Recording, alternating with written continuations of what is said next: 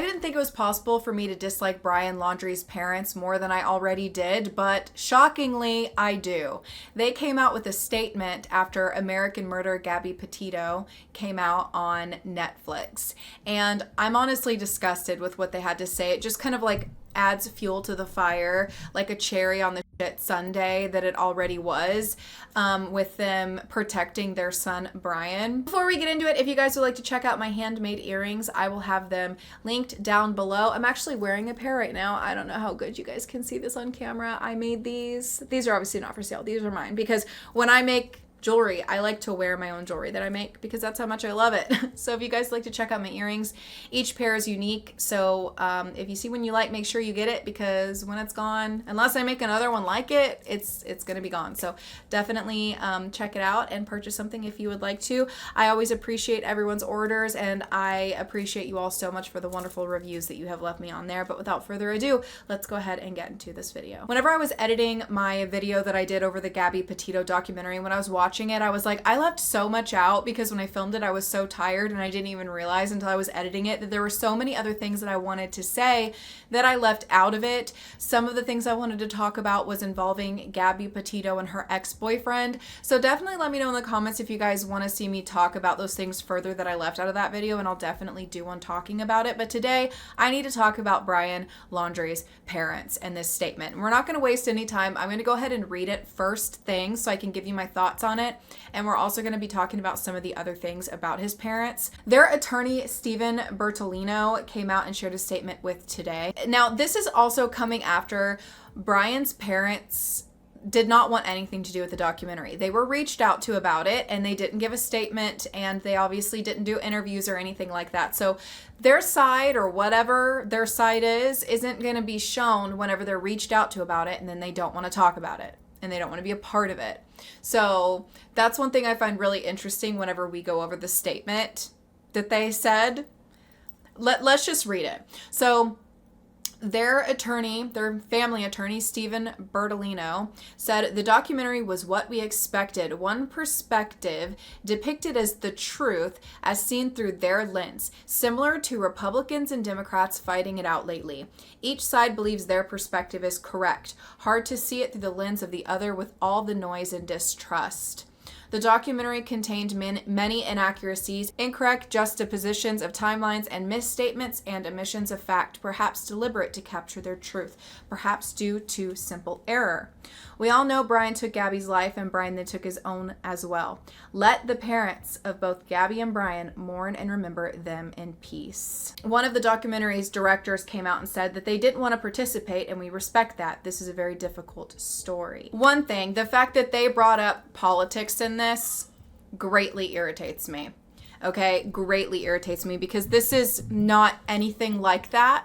Okay, this is about a girl that was murdered by your son and you guys protected him. You refused to comply and help the police. You refused to help Gabby's parents find her. The fact that Gabby lived with them, she lived with them. That means like his mom was like another mother to her. You know, they ate at the same dinner table. She slept in their house. She trusted them. Gabby had Roberta a part of a Pinterest board with her wedding and life goals in it. I saw someone found Gabby's Pinterest and showed that. And I found that that pulled at my heartstrings because like hindsight's 20/20, right? But it's just so sad that Gabby obviously had love for them and was even gonna allow his mom to be a part of a board where she was pinning things about marrying her son, and for them to just turn around and not even help the police find her or find Brian. And it's like, I get it. I have a son and you know, there is like nothing compares to the love that you have for your child. Nothing compares to that love. But at the same time, it is our duty as parents to teach our children right from wrong. So if you then have an adult child who goes on to murder his girlfriend, it's your responsibility, if he's in your house and you know he did it, to tell him he needs to do what's right and face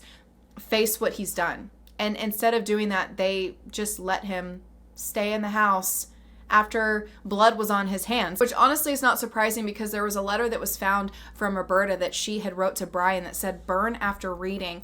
First of all, as a mother, or anybody for that matter, if you're having to write somebody a letter that says burn after reading, you already know that you're saying something wrong, that you feel that you have to request them to burn it, which he didn't. But in this letter, she literally tells him that she would help hide a body. Burn after reading. The letter starts out by saying, I just want you to remember I will always love you, and I know you will always love me. You are my boy. Nothing can make me stop loving you. Nothing can or ever will divide us, no matter what we do or which way we go or what we say. We will always love each other. If you're in jail, I will bake a cake and put a file in it. If you need to dispose of a body, I will show up with a shovel and garbage bags. If you fly to the moon, I will be watching the skies for your re-entry. If you say you hate my guts, I'll get new guts. Then she said, remember that love is a verb, not a noun. It's not a thing, it's not words, it's actions. Watch people's actions to know if they love you, not their words. Then it looks like she goes on to quote a Bible verse. Then she goes on to say, not even hatred, hunger, homelessness, threats, backstabbing, sin, unthinkable, thinkable, nothing can come between them. There was so much time in between when the murder took place and when the police got involved that there is no telling what actually happened.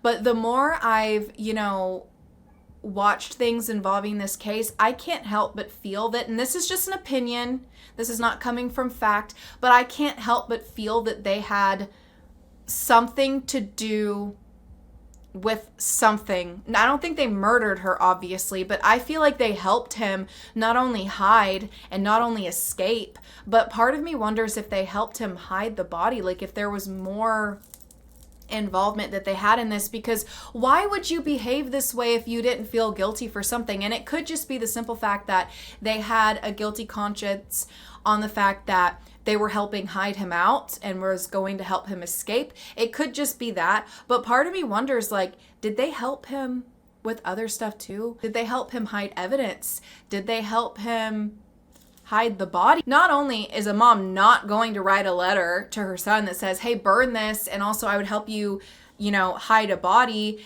and then coincidentally that guy ends up going on to murder somebody and does need to hide a body.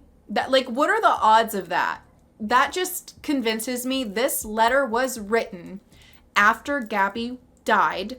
They knew it, probably helped hide the body, probably had some sort of involvement in staging it because her body was clearly staged. It was a staged scene, and the investigators who looked at it knew that it was staged. I feel like they helped.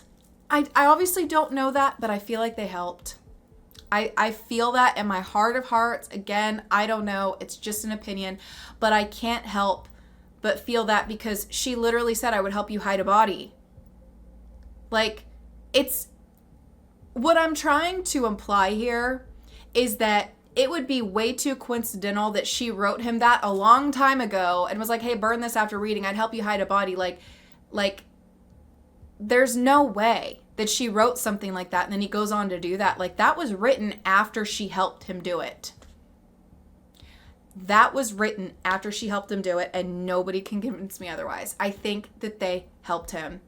And I don't know if this is fact either. I'm just, talking out my ass and sharing my opinion on everything.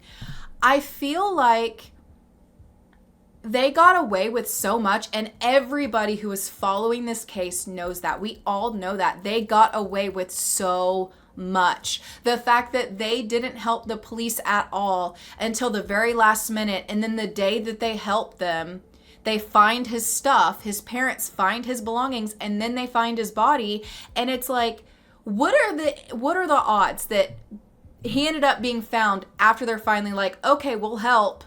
What are the odds in that? That is just insane to me. The fact that a letter was found saying, I would help you hide a body or bury your body. Why are they not in prison? And I know that, like, the families of Gabby and the Laundries, I know that they both came to mutual agreement last year in February to, we'll just let all this go.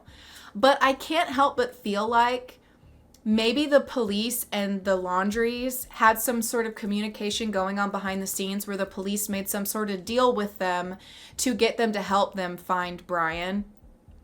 Because, you know what I mean? They were searching for him for so long and they were struggling. And then all of a sudden the parents are like, okay, we'll help you find the body. And then they find it once they help. Like, did the police say, hey, you know, like what was going on behind the scenes that made them feel comfortable and safe enough to help them at that point? I feel like there's stuff that was kept from the public involving this case. I really do. I feel that deep inside of my heart that there was stuff that was kept from us.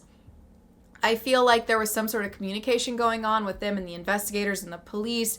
There was something going on that made it so that the Laundries felt comfortable enough to help in that moment. And they knew where he was all along.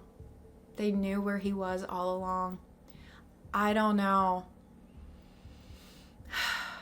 The fact that they come out with this statement and they say that it was basically a one-sided documentary, but you guys didn't even want any part of it because you're guilty. Like, what other side of it is there other than this is the way you all behaved? This is the way you acted. Everything that was in that documentary was factual. None of it was assumptions. It was all factual. Here's a letter that Roberta wrote her son. Here's the body cam footage of them refusing to help the police find Gabby.